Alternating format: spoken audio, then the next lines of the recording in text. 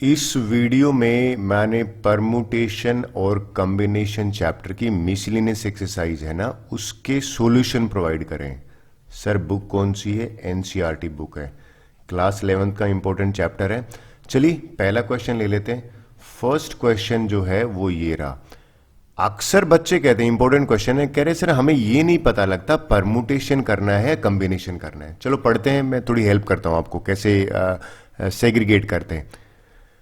कहता है how many words with और without meaning each of 2 vowels and 3 consonant can be formed. ये मुझे जो गिवन है ना, यानी कि मुझे गिवन है DAUGHTER। इस डॉटर में अगर आप देखो टोटल अल्फाबेट जो है ना वो है 8, यानी कि टोटल अल्फाबेट अगर 8 है उसमें से अगर आपने नोट किया भैया वोवल्स देखते हैं कितने हैं और उसके बाद बात करते हैं कॉन्सोनेंट की कितने हैं। और अगर आपने ध्यान दिया हो कॉन्सोनेंट्स और वोवल्स अगर मैं मिलाऊं तो कौन वोवल्स हैं यहाँ पे 3 वोवल्स हैं। कौन कौन से हैं? देखो ये ए आ गया है, ई आ गया है और यू आ गया है। तो लिख देता हूं ए, यू और ई, ये 3 है जो हमें सिलेक्ट करने के लिए मिलेंगे। बाकी कॉन्सोनेंट बच के लिख देता हूं क्या क्या बचे। कॉन्सोनेंट 8 में से 3 चले गए तो 5 कॉन्सोनेंट बचे हैं, यानी कि डी, जी और एच और टी और आर। अब क्वेश्चन क्या है वो बताता हूं। कहता है कि भाई हाउ मेनी वर्ड्स बना सकते हो। अच्छा हमें बनाना क्या है? हमें बनाना है, उसकी बात करता हूं। हमें बनाना है कि टोटल 5 अल्फाबेट का बनाना है। बिल्कुल 5 का बनाना है, क्योंकि इसने कह रखा है कि भाई 3 वोवल्स होने चाहिए, उसमें 5 कॉन्सोनेंट होने चाहिए।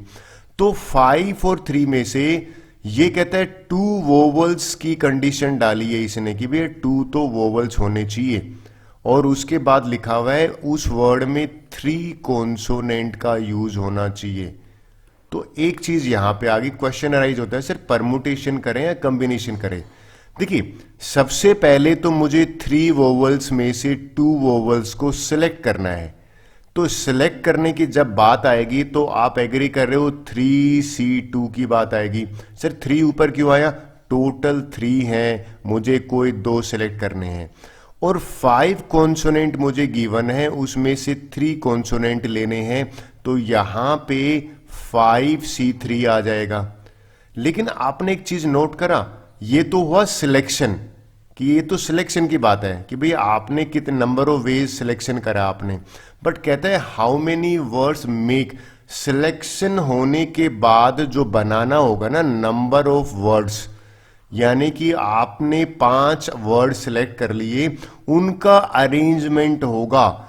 5 वर्ड्स हैं और 5 वर्ड्स को सिलेक्ट करने के बाद 5 में अरेंज करोगे तो 5P5 होगा। सर आप क्या कहना चाह रहे हो?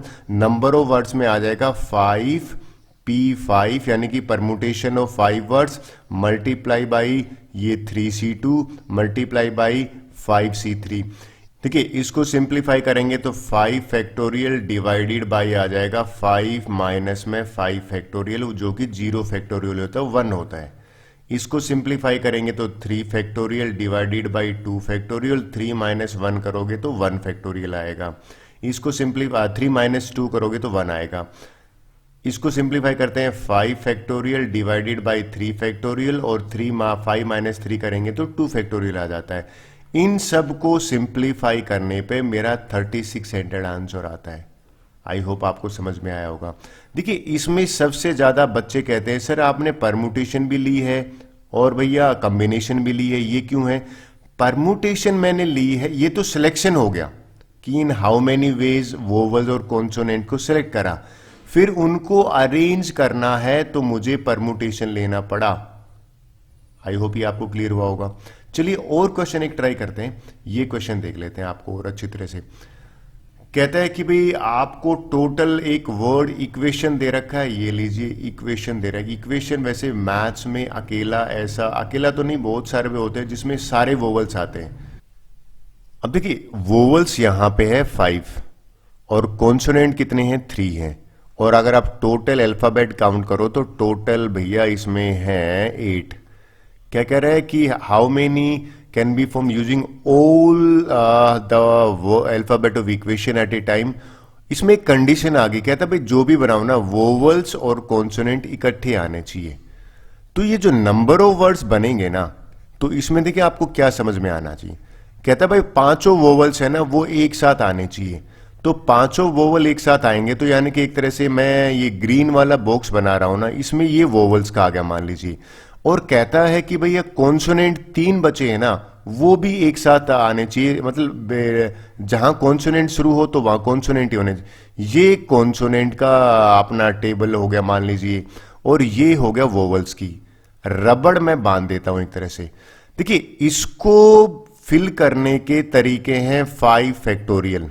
सर ये कैसे आया? देखिए आपने पढ़ा होगा फंडामेंटल प्रिंसिपल ऑफ काउंटिंग।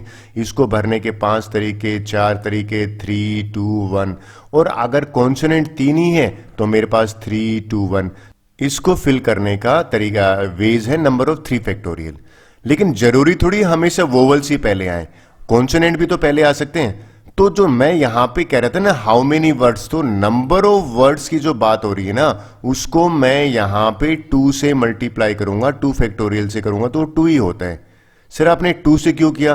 देखिए वोवल्स आए, कॉन्सोनेंट बाद में आ गए, कॉन्सोनेंट आए, वोवल्स बाद में आ गए, तो दोनों पॉसिबिलिटी है। इसको सिंप्लीफाई करते तो 2 फैक्टोरियल तो 2 ही होता है। ये होता है, अगर आप एग्री करो तो 120, और ये होता है 6। अब चेक कर लेते हैं इनको। अगर मैंने मल्टीप्लाई किया तो 1440। अगर आपका आंसर ये आता है देन इट इज राइट। चलिए नेक्स्ट क्वेश्चन की बात करते हैं। थर्ड क्वेश्चन देखते हैं। देखिए ये मजेदार क्वेश्चन है भाई, बहुत बार एग्जाम में भी आया। इसके 3 पार्ट है, पहले 2 पार्ट करते हैं। कहता है कि भाई आपको जो है ना, you have to select a committee of 7। हमें बॉयज है ना वो 9 दे रखे हैं, 9 बॉयज दे रखे हैं, और इसमें साफ लिखा हुआ है कि 4 गर्ल्स हैं। और ये कह रहा है, क्या कह रहा है कि टोटल 7 की कमेटी, जो कमेटी है ना उसमें मेंबर जो है हमें लेने हैं 7। कह रहे in how many ways this can be done. और पहले कह रहे उस कमेटी में एग्जैक्टली, अगर वर्ड एग्जैक्टली आ जाए ना, कहता है कि भाई अगर 3 गर्ल्स एग्जैक्टली हैं तो 3 गर्ल्स अगर हैं तो भैया बॉयज कितने होंगे? भाई 7 में से फिर 4 ही तो बॉयज बचे। तो कहते हैं उस वेज में नंबर ऑफ वेज निकाले। देखिए ये तो नंबर ऑफ वेज निकाल लेते हैं, तो कैसे निकलेगा? अगर मुझे 3 गर्ल्स लेनी है, मेरे पास 4 गर्ल्स हैं, तो ये 4C3 हो गया मल्टीप्लाई, और बॉयज 9 है मेरे पास और 4 ही बॉयज को सिलेक्ट करना है, तो 9C4। 4C3, इसको सिंप्लीफाई करेंगे 4 फैक्टोरियल डिवाइडेड बाई 3 फैक्टोरियल, और 4 माइनस 3 1 फैक्टोरियल होता है, यानी कि 1 आ गया। इसको करा 9 फैक्टोरियल डिवाइडेड बाई 4 फैक्टोरियल, और यहां पे 9 माइनस में 4 फैक्टोरियल जो कि 5 होता है। पहले वाला इसको सिंप्लीफाई किया तो मेरे पास 4 आ जाएगा। इसको करते हैं 9 इंटू 8 इंटू 7 इंटू 6 इंटू 5, और ये जो 5 है इसको मैं लिख देता हूं एज 5 फैक्टोरियल। जो नीचे डिनोमिनेटर में है वो 4 फैक्टोरियल है। 4 फैक्टोरियल होता है 4 इंटू 3 इंटू 2 इंटू 1, और ये 5 फैक्टोरियल से कैंसिल हो रहा है। इसको मैं एज इट इज कट कर देता हूं। तो देखिए ये कट कैंसिल हो रहा है, 4 और 2 8 होता है, इससे कैंसिल हो गया, 3 1 जा 3 3 जा हो गया।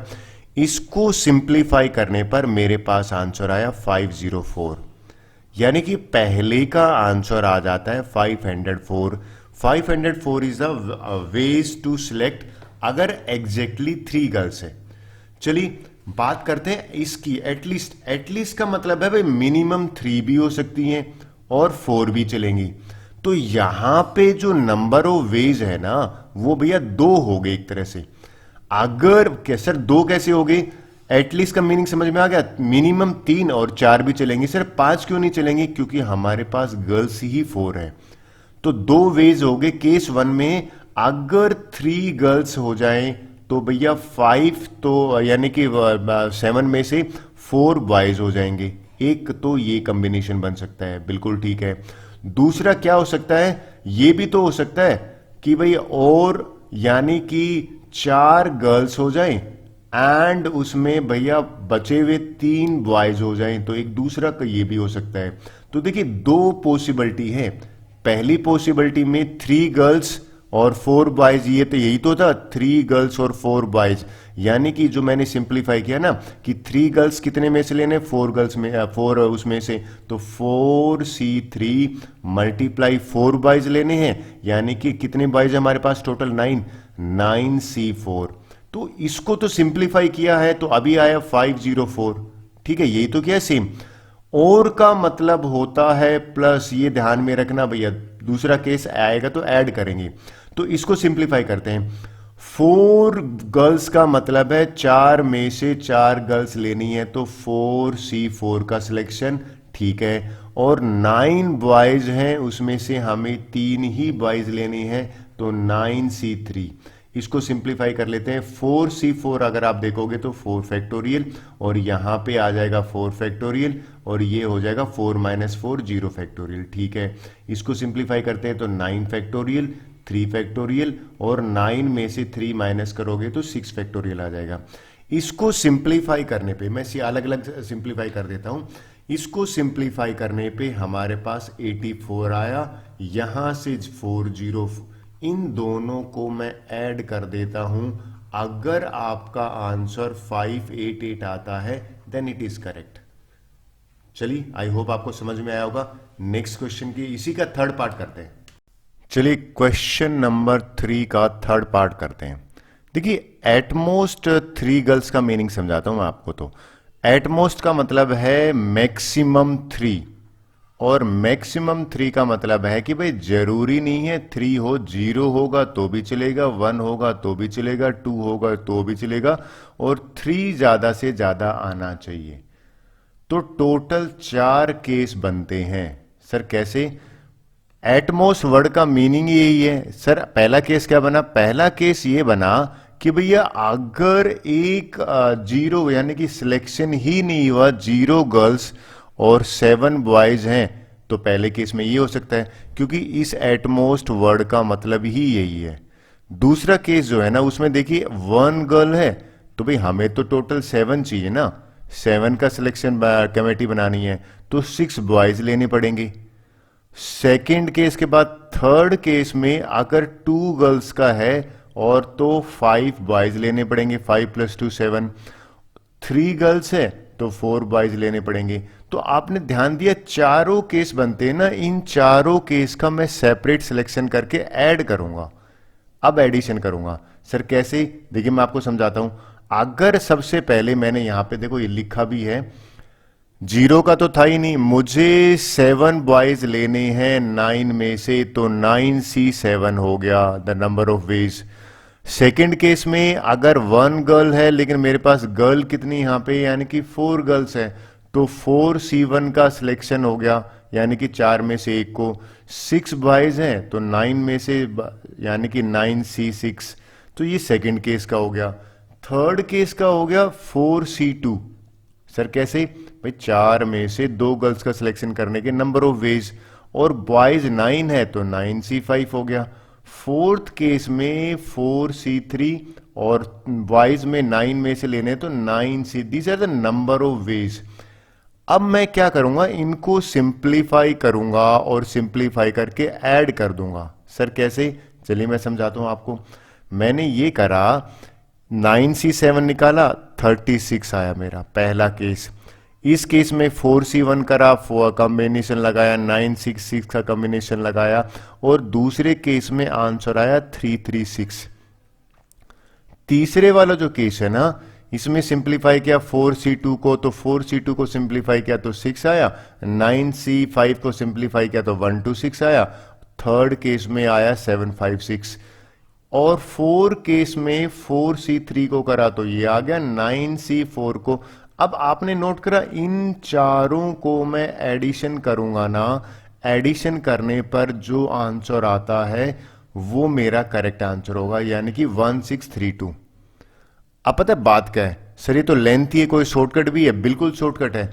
शॉर्टकट तरीका क्या है? 2 लाइन में, अगर मैं देखिए मैक्सिमम 4 गर्ल्स हैं, अगर मैं 4 गर्ल्स का सिलेक्शन ले लूं और टोटल, सर करके बताओ ना क्या कहना चाह रहा हूं। देखो मैं बताता हूं, एक दूसरा भी तरीका है, ये तरीका है, और ये एक लाइन में आंसर आ रहा है कि भैया टोटल मेरे पास 13 मेंबर है और 7 को लेना है, तो 13C7 निकाल के और उसमें से 4 गर्ल्स का, सर 4 गर्ल्स का आपने क्यों लिया? क्योंकि देखो 3 गर्ल्स का हो गया है, 2 गर्ल्स का हो गया है, 1 का, तो 4 गर्ल्स का मैं माइनस कर दूं और बॉयज अगर 3 ले लेता हूं यहां पे, तो इसका सिलेक्शन मैं माइनस कर देता हूं, तो भी तो वही आंसर आएगा।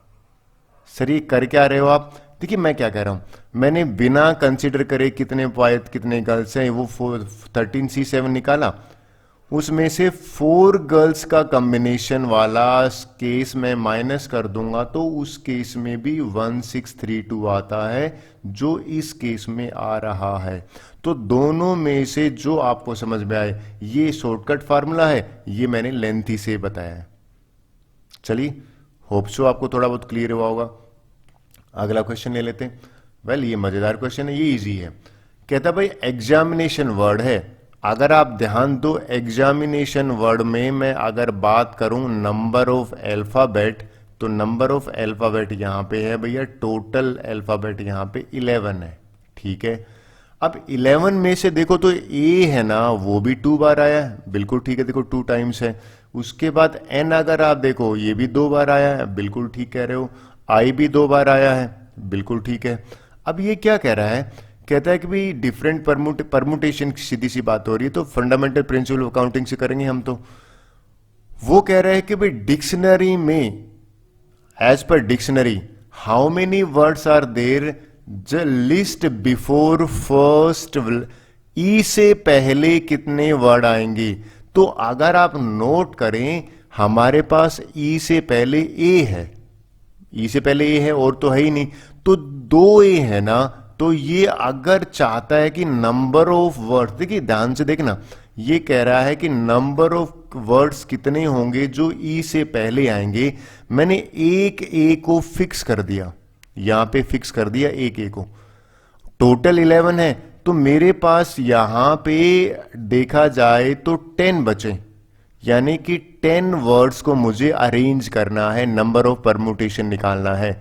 तो आपने ये करा होगा कैसे, नंबर ऑफ वर्ड्स जो है ना जो ई से पहले आए। सर आपने ई से पहले कैसे निकाला, अगर ए को मैं फिक्स कर देता हूं, 2 ए है ना, तो एक ए आने तो कहीं पे भी, यहां पे भी आ सकता है, कहीं पे भी आ सकता है, तो वो 10 में ही काउंट होगा। तो नंबर ऑफ वर्ड्स हो जाएंगे 10 फैक्टोरियल।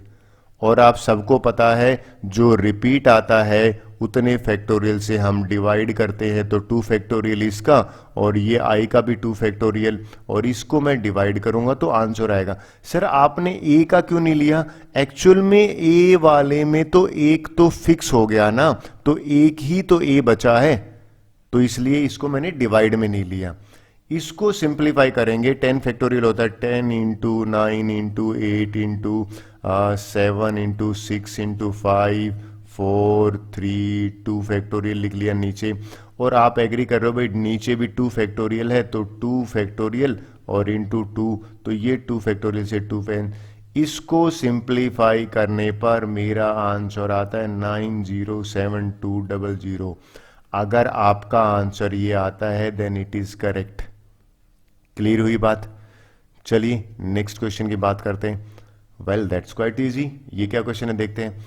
कहता है भाई 6 डिजिट का नंबर बनाना है, हमें जो गिवन है ना डिजिट्स, जो डिजिट्स गिवन है वो टोटल काउंट करते हैं 0 1 3 5 7 9, यानी कि टोटल 6 डिजिट्स ही गिवन है। ठीक है, अच्छी बात होगी ये तो। लेकिन कहता है कि ये जो नंबर बनना चाहिए ना 6 डिजिट का, वो 10 से डिविजिबल होना चाहिए और नो डिजिट रिपीटेड। देखिए अगर आप एग्री कर रहे हो 10 से डिविजिबल कब होगा, जब वंस प्लेस पे, यानी कि मैं अगर इसको ले लेता हूं वंस प्लेस, यहां 0 फिक्स करना पड़ेगा। भाई 6 डिजिट है ना, तो 0 एक डिजिट ये हो गया, दूसरा, तीसरा, 4th 5 6।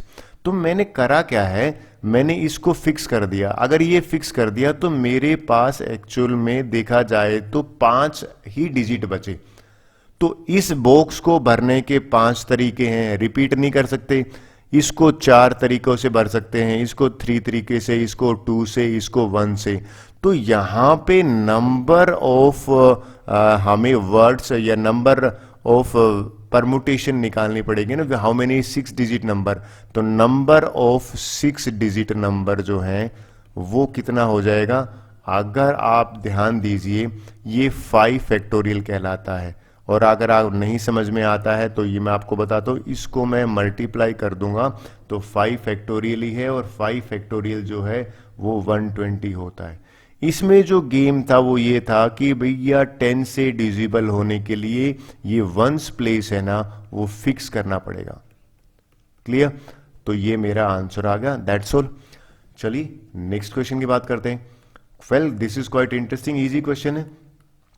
कहता है कि भैया इंग्लिश में वैसे भी टोटल हमारे पास अगर आप नोट करो तो टोटल 26 अल्फाबेट होते हैं। उन टोटल में से कहता है भैया 5 तो वोवल्स है, बिल्कुल सही बात है, और उसको बात कह रहा है कि भाई 26 कॉन्सोनेंट है, तो लीजिए 21 जो है वो कॉन्सोनेंट्स है।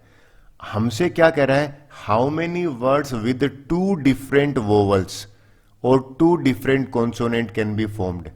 हमें एक वर्ड बनाना है। देखिए हमें जो वर्ड्स बनाना है ना वो देखा जाए तो इसने साफ कह दिया कि उस वर्ड में 2 तो वोवल होने चाहिए, राइट, और उसमें 2 कॉन्सोनेंट होने चाहिए। अब ये कंडीशन इसने डाली है, तो पहले तो सेलेक्ट करेंगे फिर अरेंज करेंगे ना, इसमें परमुटेशन कॉम्बिनेशन दोनों लगेंगे। तो नंबर वेज ऑफ सिलेक्शन, यानी कि number of ways of selection. Selection का मतलब है कि भैया पहले 5 में से 2 कैसे सिलेक्ट करेंगे, आंसर है 5C2, एंड आ गया मल्टीप्लाई। 21 में से 2 कैसे सिलेक्ट करेंगे, 21C2। तो ये तो number of ways of selection है।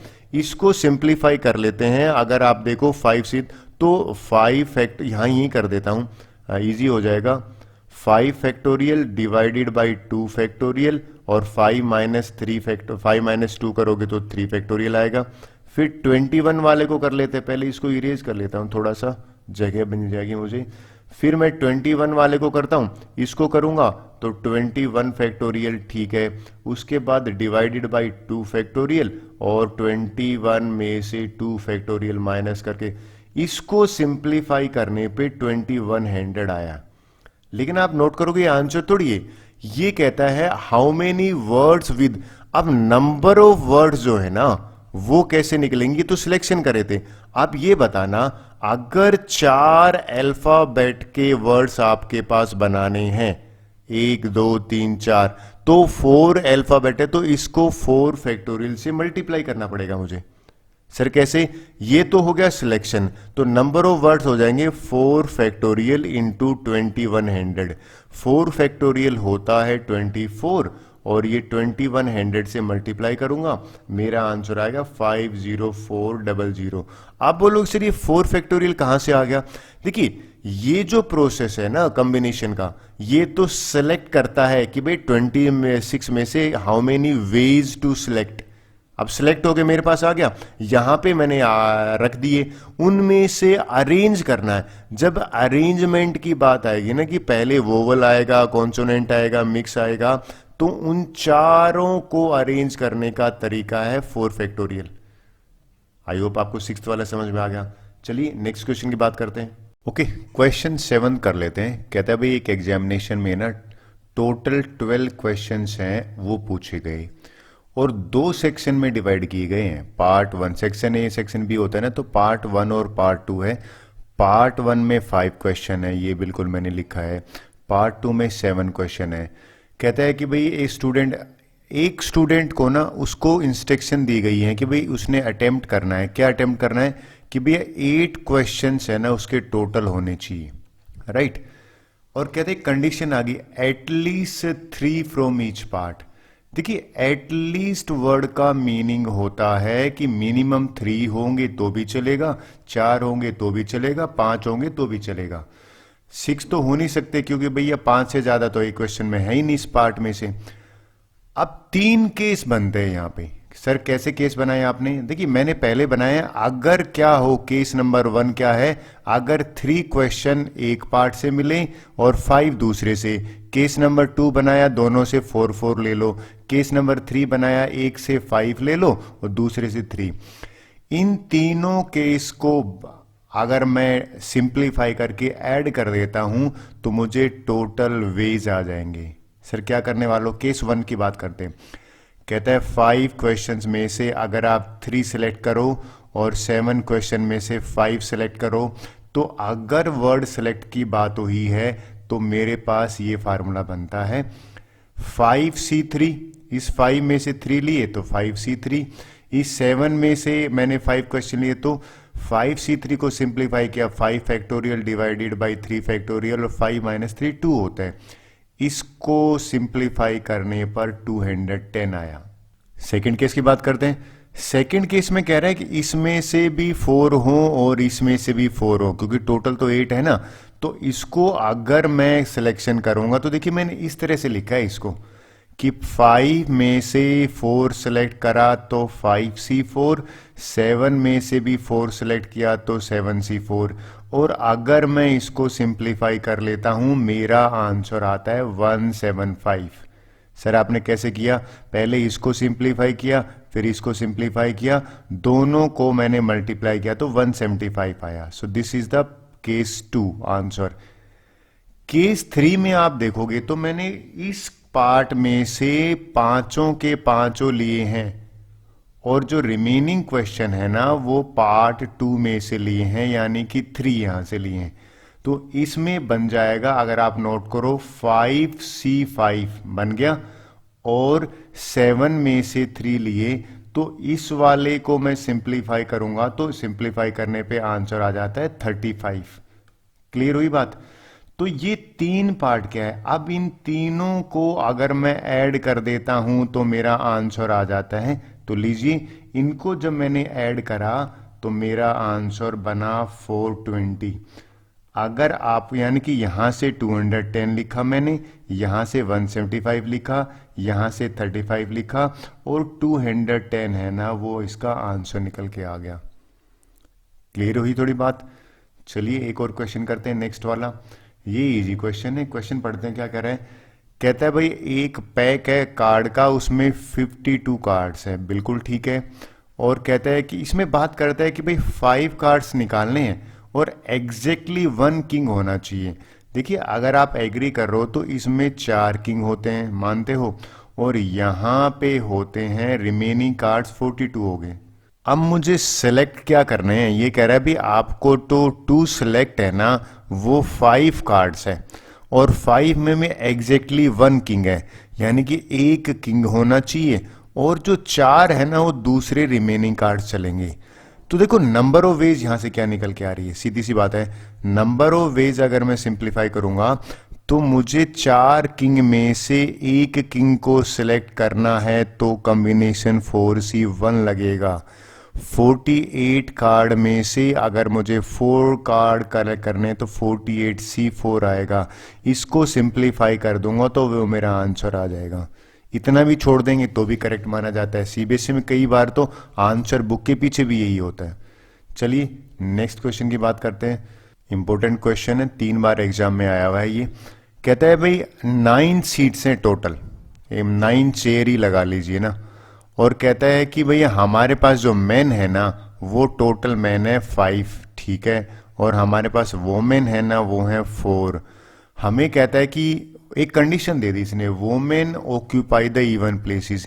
इवन प्लेसेस है ये वाली 2, 4, 6, 8, यानी कि वोमेन के लिए ये रिजर्व हो गई है, ये वाली रिजर्व हो गई है, ये वाली रिजर्व हो गई वोमेन के लिए, और 8 वाली इवन प्लेसेस है ना।